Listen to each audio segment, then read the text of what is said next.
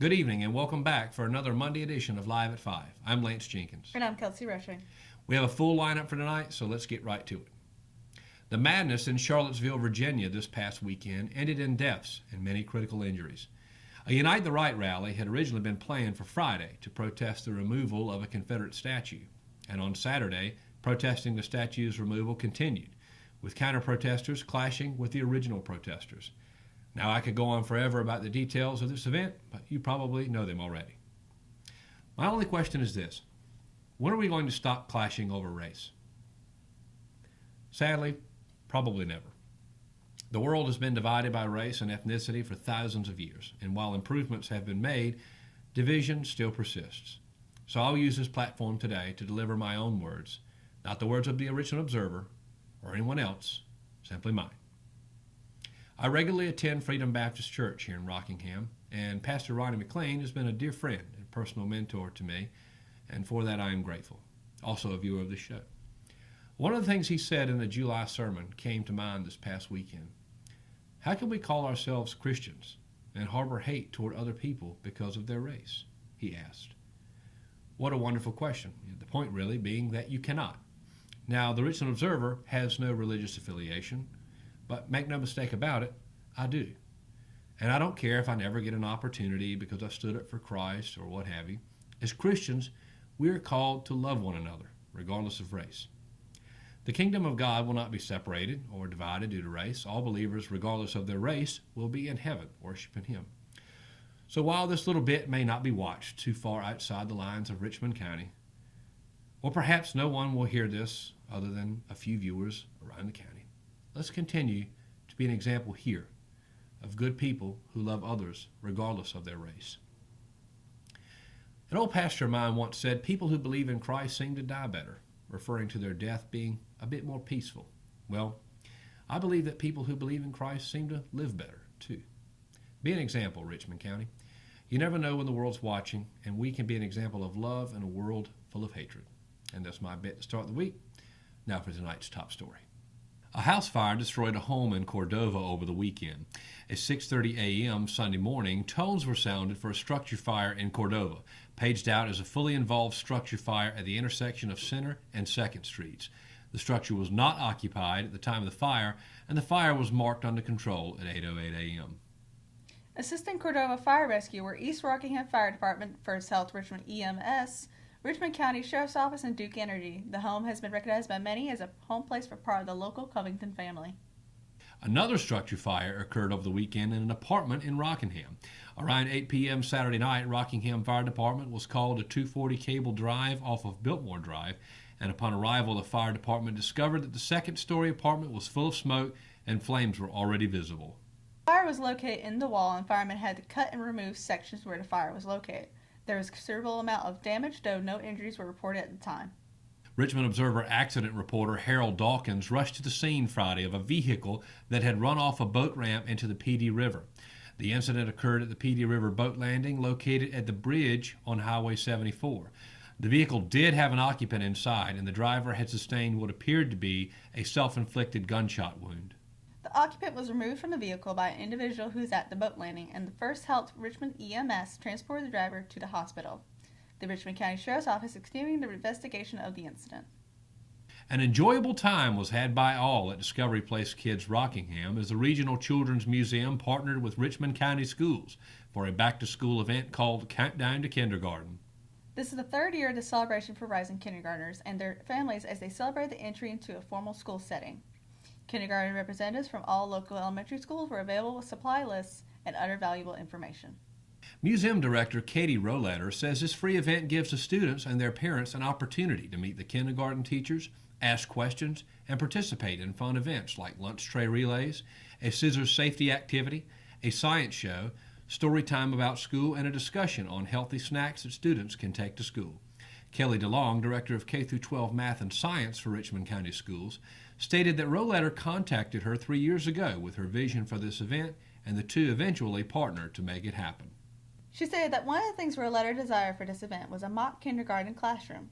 Countdown to Kindergarten once again successfully provided upcoming kindergartners and their parents an opportunity to meet teachers and staff of county schools and access information about curriculum, school supplies, and other pertinent material. To learn more about Richmond County Schools, visit richmond.k12.nc.us.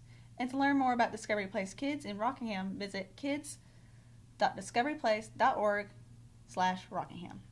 Former Sheriff's Deputy Dan McInnes was honored Saturday night during the CWE Pro Wrestling benefit event designed to raise money for him in light of the medical complications he has endured for the past several months.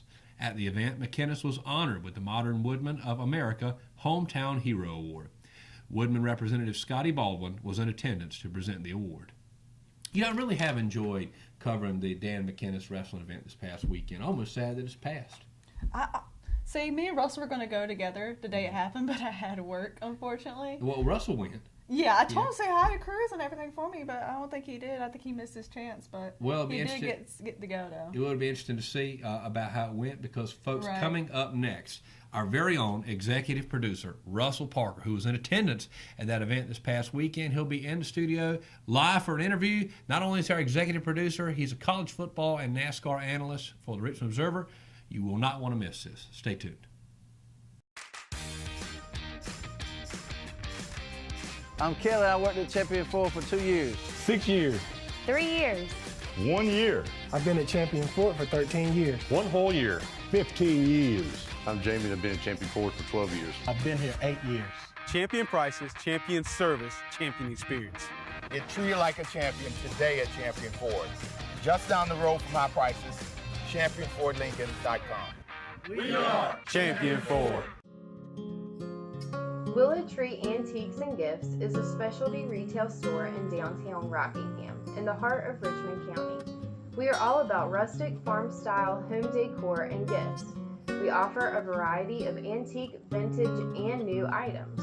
We love helping you make your house a home with unique, one-of-a-kind finds. We also have specialty gifts for all occasions.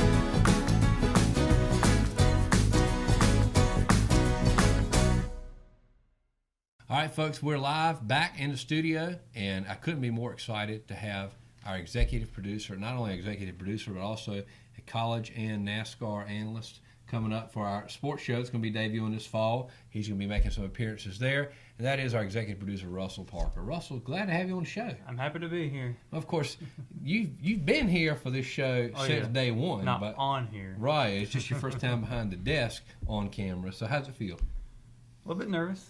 Yeah. I've only done it twice in college, so it's like, I guess, my third time here. Well, you don't look nervous behind the camera, I can tell you that. I mean, I wish everybody could literally see another shot of what was going on behind the camera, because this man is he's a workhorse. I mean, there ain't no doubt about that. So, but let's transition a little bit now from executive producer role, which we're obviously glad to have you in, to the NASCAR and the college football analyst role. So you're going to probably be making some appearances on the new upcoming sports show that hasn't been announced yet, but we know it's coming this fall on richmondobserver.com. Let's talk a little bit about college football first. All right. College football, big deal, not only around here but across the nation. I mean, football is probably the biggest sport, I think, viewed in the nation today. And, of course, college football is a big part of that. Some people prefer college football over the NFL. Oh, yeah, that's me right there. And that's you, yeah. So why is that? I think it's a lot to do with the tradition of the college football versus NFL. Also, like the fact that it changes a lot every year. After every 4 years, you got this like one set of players on a whole class just leaves. Right. And they've got to bring in their class, and it's the recruiting part of it's really fun to watch too. Mm-hmm. And it just feels like a lot more big deal in the NFL than me. Well, I understand you're an Auburn fan. No. So you're a Crimson Tide fan. Roll Tide. Yeah, Roll Tide. So they're looking pretty good this year. Yes. Where are they at in the coaches poll? Number one.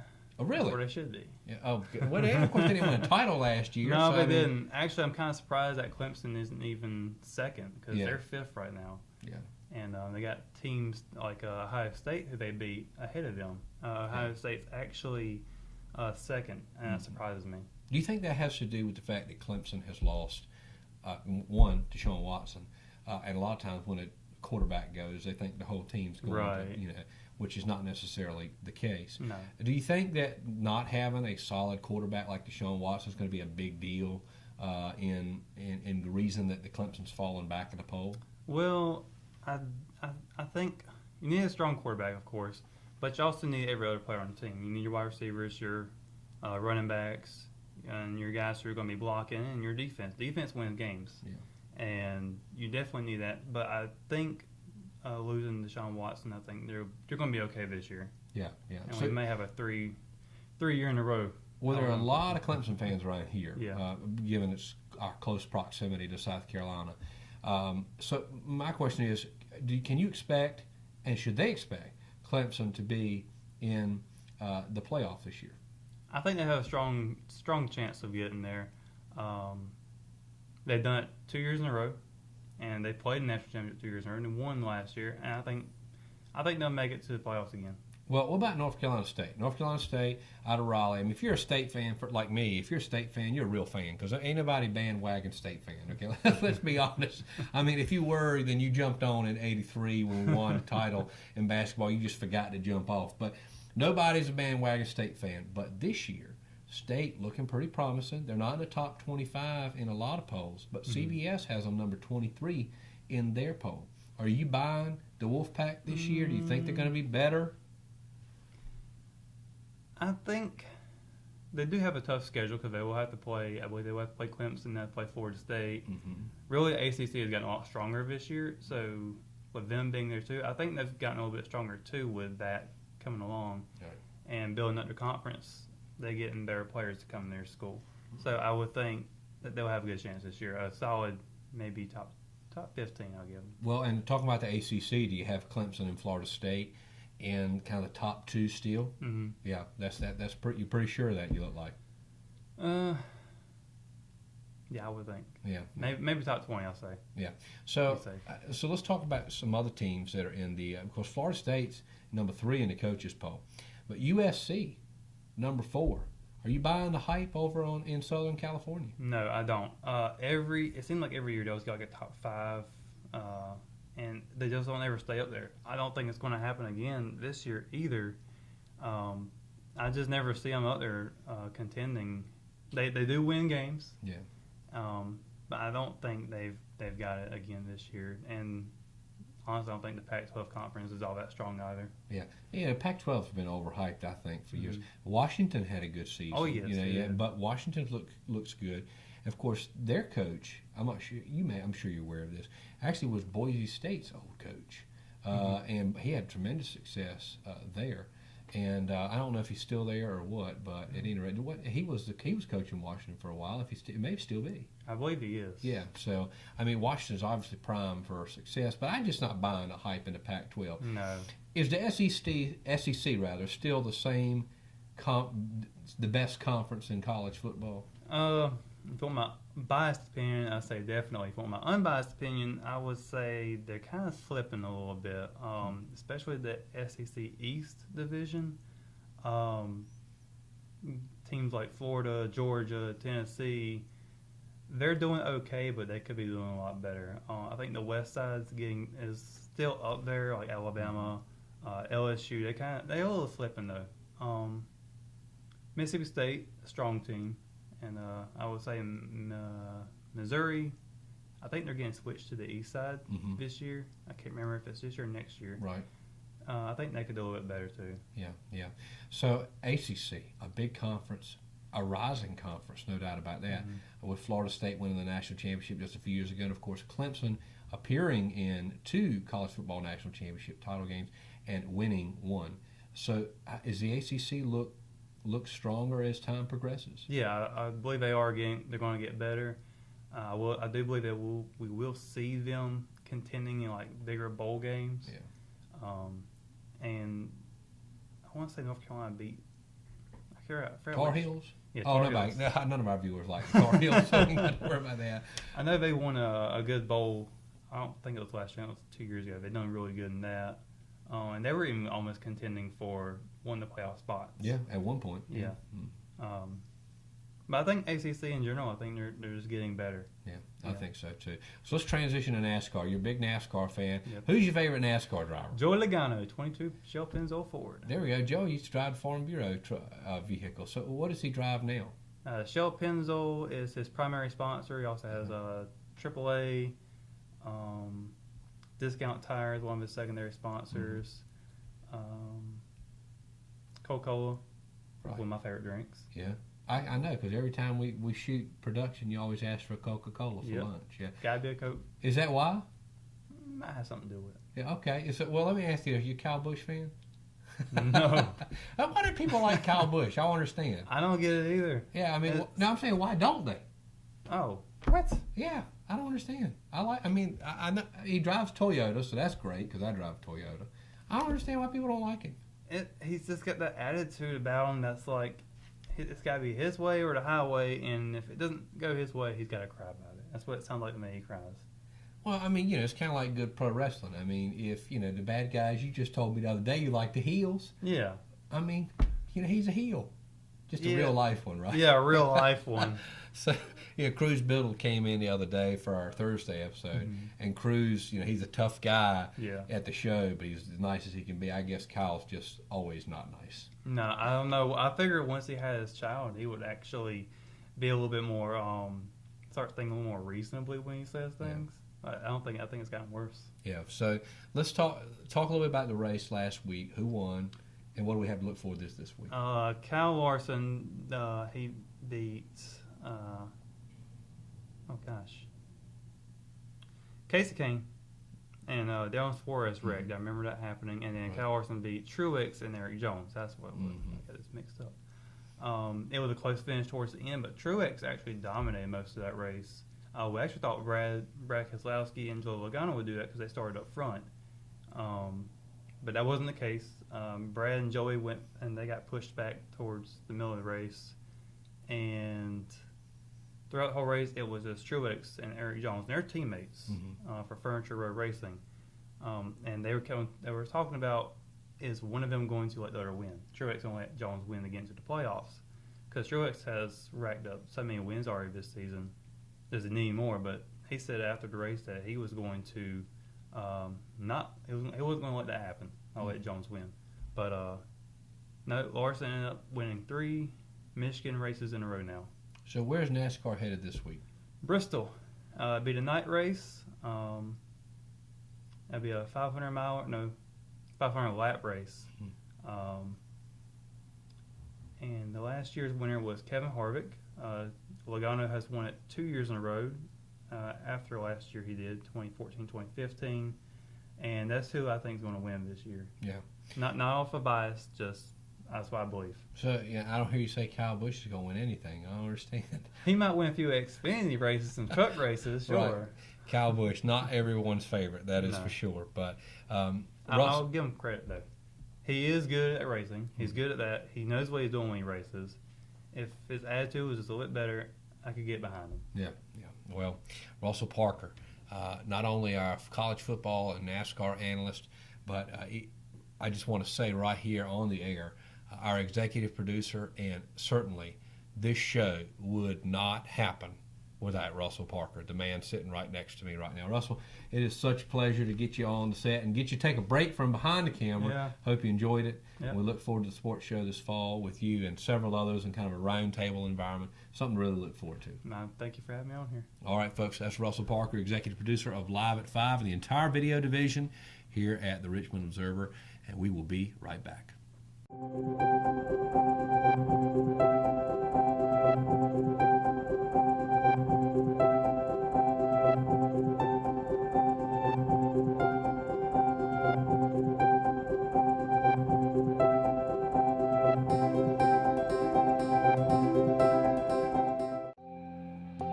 Family Pharmacy has been serving Richmond County since April 2007, and we have enjoyed getting to know our customers since then. We take our jobs very seriously, and will do whatever we can to make sure you have what you need. Come visit us on Fayetteville Road in Rockingham, and we will treat you like family.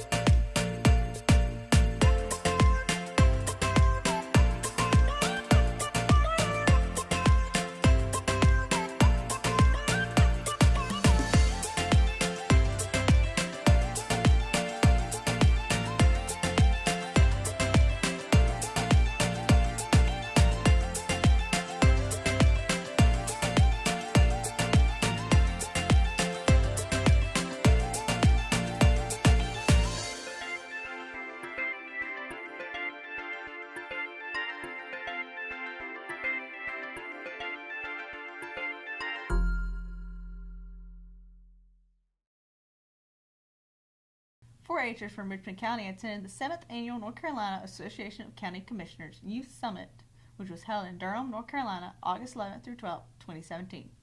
North Carolina 4-H and North Carolina Cooperative Extension Service partnered for the 8th year with the NCACC on a multi-year initiative to increase youth involvement in county government. This initiative aims to overcome the mindset that many youth are disengaged and lack trust in government. Over 73 counties were represented during this event. The event is sponsored and supported by the North Carolina Association of County Commissioners. As Summit Church approaches its 4th week of services, the church will also look forward to celebrating the August 19th ordination of Adrian Robson. Robson states that he has been preaching for nearly 2 years, performing 3 services a week at churches from Wilmington to Boone. He also works as Express Service Advisor at Griffin Nissan and EMT with the Richmond County Rescue Squad. After first learning about Summit Church on Facebook, Robson got in touch with the pastor of the church, Alex Pericus, to inquire about the possibility of playing a keyboard in the church's praise band. As Robson thought more about it, he felt like God really wanted him to preach instead. After much prayer, Robson felt confident that God's desire was for him. And that's a wrap for tonight's show. There it is, our second Monday edition, and we're 6 episodes in. Oh, yeah. I know the other day, was it Saturday? That 3-car wreck. I was actually at work the day it happened at Lidl's, and right across the street, I saw the Arlo's truck and everything, and I was going to call you about it right after I got off, but I noticed that there was already someone taking pictures, and I was like, well, looks like I don't have to. It's already being taken care of. The Richmond Observer is certainly looking out for Richmond County, trying to get the news that they deserve. And, folks, that's what we're doing every night here on Live at 5, giving Richmond County the news it deserves. And we're glad to do it tonight. And we'll be back tomorrow night for yet another edition of Live at 5 right here on richmondobserver.com or on the Richmond Observer iPhone and Android app. You can watch us every night, Monday through Friday, and we certainly hope you'll join us tomorrow night again. This is Kelsey Rush and I, Lance Jenkins. So long from studio.